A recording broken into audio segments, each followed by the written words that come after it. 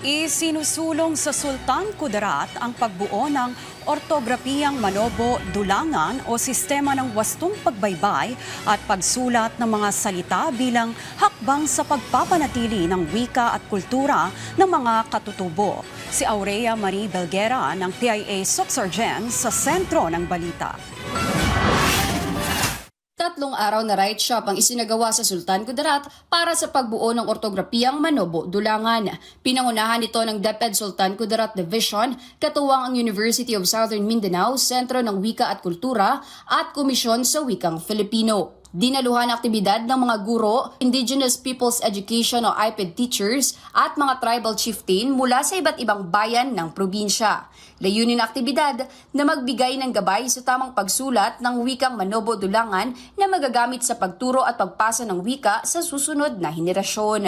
Mahalaga po ito na workshop dahil itong ortografiya ng Manobo-Dulangan ay magagamit po ng ating mga teachers sa pagtuturo ng reading, kaalaman sa kanilang kultura. At the same time, makakatulong sa kanilang pagpapatatag at pagpapatatag ng kanilang pundasyon sa literacy, numeracy, and reading.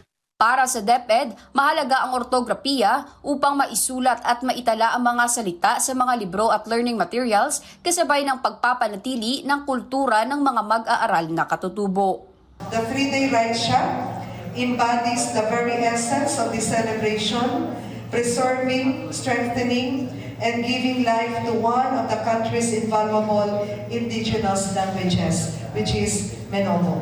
Kasama naman sa proseso ang mga local chieftains at IP leaders upang matiyak na ang ortografiya ay tama at tunay na nakaugat sa komunidad. Buong Manobo-Dulangan ay nagpapasalamat at nabigyandaan at sana po ipagpatuloy po ito para sa mga generation po na sumusunod para hindi na po sila mahirapan at maituwid po nila ang sarili nilang tribo at sarili nilang ortografiya. Sa pagbuo ng ortografiyang Manobo-Dulangan, hindi lamang pagsusulat ang pinapahalagahan, kundi upang matiyak na ang wika ay mananatiling buhay para sa susunod na henerasyon.